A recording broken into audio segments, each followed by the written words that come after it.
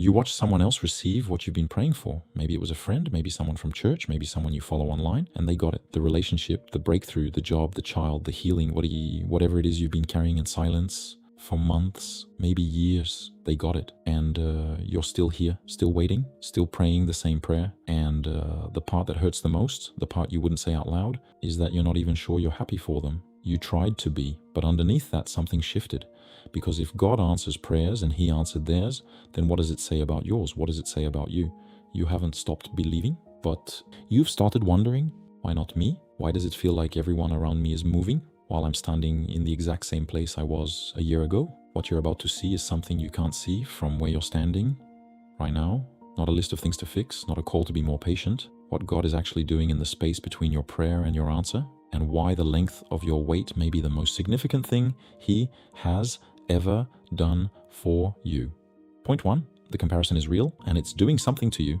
You know what comparison feels like in your chest? It's not simple jealousy, it's more layered than that. It's the quiet suspicion that maybe you're missing something, that maybe other people have a faith that works better than yours, that maybe God responds to certain people in a certain way, and you're not one of them.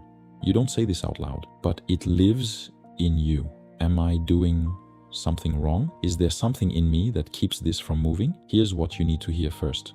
That feeling has a name in scripture, and it's not sin. It's humanity. Psalm 73:2-3 puts it plainly, but as for me, my feet had almost slipped. I had nearly lost my foothold, for I envied the arrogant when I saw the prosperity of the wicked. Asaph was a worship leader, someone who stood before God as a profession, and he nearly lost his faith watching others flourish. He didn't clean it up. He named it exactly as it felt. And in 1 Kings 19:4, Elijah, the prophet who had just called down fire from heaven, sat under a tree and asked God to let him die. Not because he stopped believing, because he looked at what he had given and what he had received, and the math didn't add up. God didn't rebuke either of them. He met them where they were. What this means for you right now. The comparison you're feeling isn't evidence that your faith is broken. It's evidence that you care deeply about something God placed in you. The question isn't whether the feeling is there, it's whether you let it become the lens through which you read your entire relationship with God. Point 2, God does not run on a shared timeline. You've probably told yourself you should just trust the timing, but something in you keeps asking, why does their prayer get answered in a year and mine has been open for 3? That question isn't faithlessness. It's the beginning of understanding something about how God actually works, something nobody says clearly enough. He doesn't give the same waiting period to everyone because he is not preparing the same thing through everyone. Your timeline is not a copy of anyone else's. It never was. Abraham received a promise in Genesis 12, a son, a nation, a legacy. He was 75 years old. He received that son in Genesis 21. That's 25 years. Not days, not months. 25 years of watching other people have children while holding a promise with no visible evidence. Hebrews 6:15 says, and so after waiting patiently, Abraham received what was promised. The Greek word for patiently is makrothumia, long-suffering, active endurance under pressure. But here's what matters. God wasn't making Abraham wait for waiting's sake. He was building in Abraham the very capacity to carry what was coming. A man who received a son at 50 would not be the same man who received a son at 100. The depth of the miracle required the depth of the formation. What this means for you right now, if your timeline is longer than the people around you, it doesn't mean you're behind. It means what God is building through your life requires a foundation that takes longer to lay. You're not waiting because you're forgotten. You're waiting because what's coming needs the version of you that only this season can produce. Point 3, the waiting period is where the real work happens. There's a version of faith that treats waiting as empty time, a corridor you walk through to get somewhere else. But that's not how God uses it. The waiting period is not the pause before the story. It is the story. Moses spent 40 years in the deserts of Midian before God spoke to him at the burning bush. He had been raised in Pharaoh's palace, trained in Egyptian power, and none of that was what God used. What God used was forged in the desert 40 years of learning to depend on something other than his own strength. Exodus 3:1 places him there quietly. Now Moses was tending the flock of Jethro, his father-in-law, the priest of Midian, a prince tending sheep. a man shaped by obscurity. And then God speaks not to the palace version of Moses, but to the desert version. Romans 5:3-4 names the mechanism. Suffering produces perseverance, perseverance character, and character hope. The sequence is not accidental. Suffering doesn't produce hope directly. It produces perseverance first, then character, then hope.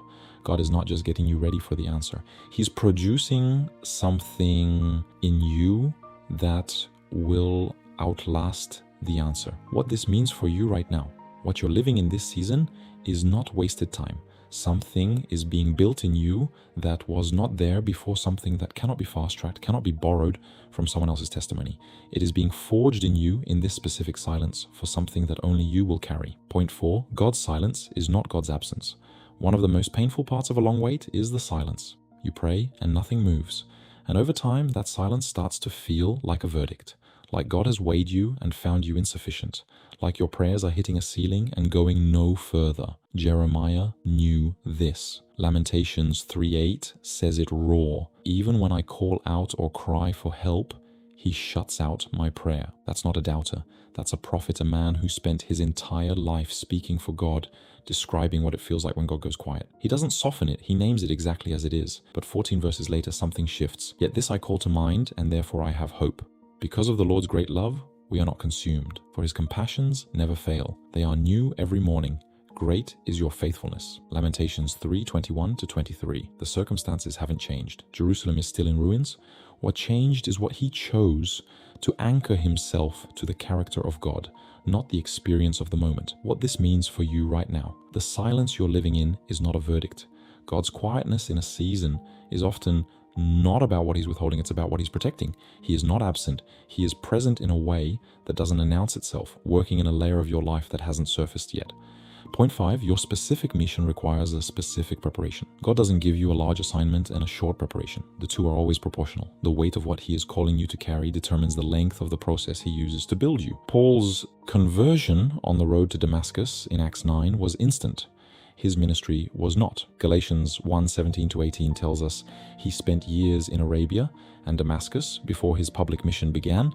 Then after three years, he went to Jerusalem. 3 years of obscurity after the most dramatic conversion in the New Testament. The man who would write half of the New Testament could not have done that on raw enthusiasm.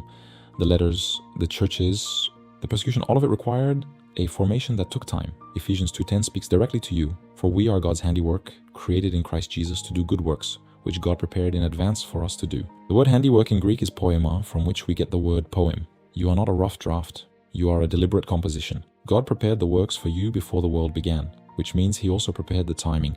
He also prepared the season. What this means for you right now. The fact that your wait is longer is not a sign that your calling is smaller. It may be exactly the opposite. The deeper the calling, the longer the shaping. You are not behind. You are being built for something that requires this. Point 6. Comparison blinds you to what God is doing specifically in you. When you're watching others receive, you're watching their surface. You don't see the years they spent in their own desert. You don't see what it cost them to get to what you're seeing now. You're comparing your inside to their outside. And that comparison is making you misread your entire situation.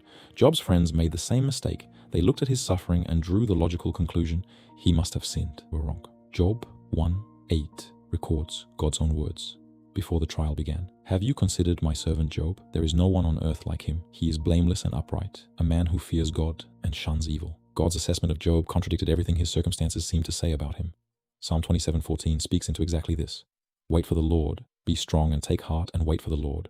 The repetition is intentional. Wait for the Lord, not for the explanation, not for the timeline to make sense, not for other people's stories to stop looking better than yours, because he is the only one who sees the full context of what is actually happening in your story. What this means for you right now, what's happening in your life has a context that comparison cannot access. God is doing something in the specific architecture of your story that no other person's timeline can map. When you compare, you are measuring an interior reality by an exterior standard, and God's work in you is not designed to be visible from the outside, not yet. Point 7. Your delay is the shape of your destiny. The length of your wait, the specific shape of it, the particular loneliness of it, none of it is accidental. It is structural. It is the form that your future is being poured into. The waiting is not a detour from your destiny. It is the road your destiny is being built on. Hebrews 11:13 says something most people skip past. All these people were still living by faith when they died. They did not receive the things promised. They only saw them and welcomed them from a distance. Some of them never saw the fulfillment in their lifetime, and they are listed in the Hall of Faith because the faith was never about the outcome. It was about the orientation, choosing again and again to trust a God who sees further than you do. Hebrews 12:1 turns it directly toward you. Let us run with perseverance the race marked out for us, not the race marked out for someone else, not the race you see someone else running, the one marked out specifically for you before you were born by a God who knew exactly how long it would take and what it would require. What this means for you right now, your delay is proportional to your depth. The God who made you, who called you, who placed things in you that no one else carries, he has not lost track of your timeline. He is working at the exact pace that what he's building through you requires. And the day will come when you look back at this season and understand not just that it was worth it, but that it was necessary. There is something God has been doing in this season that you couldn't see from inside it. You felt the silence, you watched others move and wondered if you'd been forgotten. But here's what was true the whole time. God doesn't take his time with things he doesn't care about. He takes his time with things he intends to last. The delay is proportional to the depth, and the depth is proportional to what only you were made to carry. If something in this video reached a place in you that other content hasn't, that's not a coincidence. Subscribe, because the next video goes even deeper into what's actually happening between you and God in seasons that don't make sense yet. This journey has more to show you.